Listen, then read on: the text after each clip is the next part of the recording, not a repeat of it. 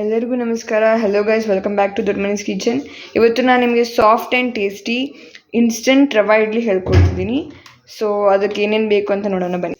ಈಗ ಮೊದಲಿಗೆ ನಾನು ಒಂದು ಗ್ಲಾಸಷ್ಟು ಸಣ್ಣ ರವೆ ತೊಗೊಂಡಿದ್ದೀನಿ, ಅಥವಾ ಸೂಜಿ ರವೆನೂ ಅಂತಾರೆ ಇದಕ್ಕೆ. ನೆಕ್ಸ್ಟ್ ರವೆ ಎಷ್ಟು ತೊಗೊಂಡಿದ್ದೀನಿ ಅಷ್ಟೇ ಮೊಸರು ತೊಗೊಂಡಿದ್ದೀನಿ, 1 ಲೋಟದಷ್ಟು. ನೆಕ್ಸ್ಟ್ ತುರಿದಿಟ್ಕೊಂಡಿರೋ ಕ್ಯಾರೆಟ್, ಉಪ್ಪು, ಅಡುಗೆ ಸೋಡಾ, ಕೊತ್ತಂಬರಿ, ಹುರಿದಿಟ್ಕೊಂಡಿರೋ ಸಾಸಿವೆ, ಗೋಡಂಬಿ ಹಾಗೂ 2 ಮೆಣಸಿನ್ಕಾಯಿ ಸಣ್ಣಗೆ ಹೆಚ್ಚಿಟ್ಕೊಂಡಿರೋದು. ಒಂದು ಪಾತ್ರೆಗೆ ರವೆ ಆ್ಯಡ್ ಮಾಡ್ಕೊತಿದ್ದೀವಿ. ನೆಕ್ಸ್ಟ್ ಮೊಸರು ಆ್ಯಡ್ ಮಾಡ್ಕೊತಿದ್ದೀವಿ. ನೆಕ್ಸ್ಟ್ ನಾವಿಲ್ಲಿ 1 ಸ್ಪೂನಷ್ಟು ಸಾಸಿವೆ ಹಾಕ್ಕೊತಿದ್ದೀವಿ. ಸಣ್ಣಗೆ ಹೆಚ್ಚಿಟ್ಕೊಂಡಿರೋ ಕೊತ್ತಂಬರಿ, ಸಣ್ಣಗೆ ಹೆಚ್ಚಿಟ್ಕೊಂಡಿರೋ ಮೆಣಸಿನ್ಕಾಯಿ, ನೆಕ್ಸ್ಟ್ ರುಚಿಗೆ ತಕ್ಕಷ್ಟು ಉಪ್ಪು, ಆಮೇಲೆ ಸ್ವಲ್ಪ ಸೋಡಾ.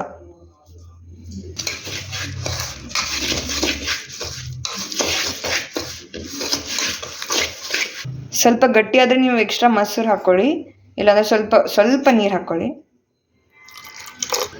ನೆಕ್ಸ್ಟ್ 2 ಸ್ಪೂನಷ್ಟು ತುಪ್ಪ ಹಾಕ್ಕೊತಿದ್ದೀವಿ. ಅದನ್ನು ಮಿಕ್ಸ್ ಮಾಡ್ಕೊಳ್ಳಿ. ಈಗ ನೀವು ಹಿಟ್ಟನ್ನು ಒಂದು 10 ನಿಮಿಷ ನೆನೆಯಕ್ಕೆ ಬಿಡಿ ಇದನ್ನು. ಈಗ ಹಿಟ್ಟು ನೆಂದಿದೆ. ಈಗ ನೆಕ್ಸ್ಟ್ ನಾವು ಇಡ್ಲಿ ಪ್ಲೇಟ್ನಲ್ಲಿ ಹಾಕ್ಕೊತಿದ್ದೀವಿ. ಫಸ್ಟು ಈಗ ಎಣ್ಣೆ ಹಾಕ್ಕೋಬೇಕು. ಇದಕ್ಕೆ ಈ ಥರ ಎಣ್ಣೆ ಹಚ್ಕೋಬೇಕು ನೀವು ಫಸ್ಟು.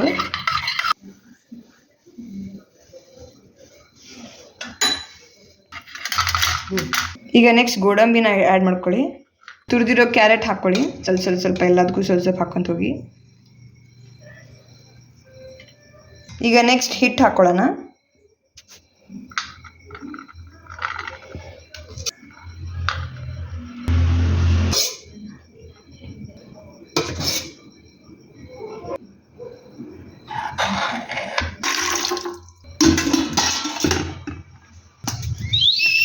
ಇದನ್ನು ನಾವು ಒಂದು 10-15 ನಿಮಿಷ ಇದನ್ನು ಸ್ಟೀಮ್ ಮಾಡ್ಕೋಬೇಕು.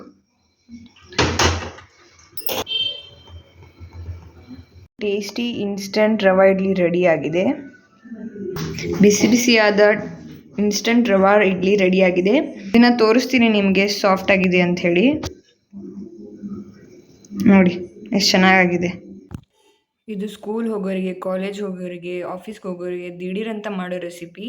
ಈ ವಿಡಿಯೋ ನಿಮಗೆ ಇಷ್ಟ ಆಗಿದೆ ಅಂದರೆ ಲೈಕ್, ಶೇರ್ ಮತ್ತು ಕಮೆಂಟ್ ಮಾಡಿ ಹಾಗೂ ಸಬ್ಸ್ಕ್ರೈಬ್ ಮಾಡಿ. ಧನ್ಯವಾದಗಳು.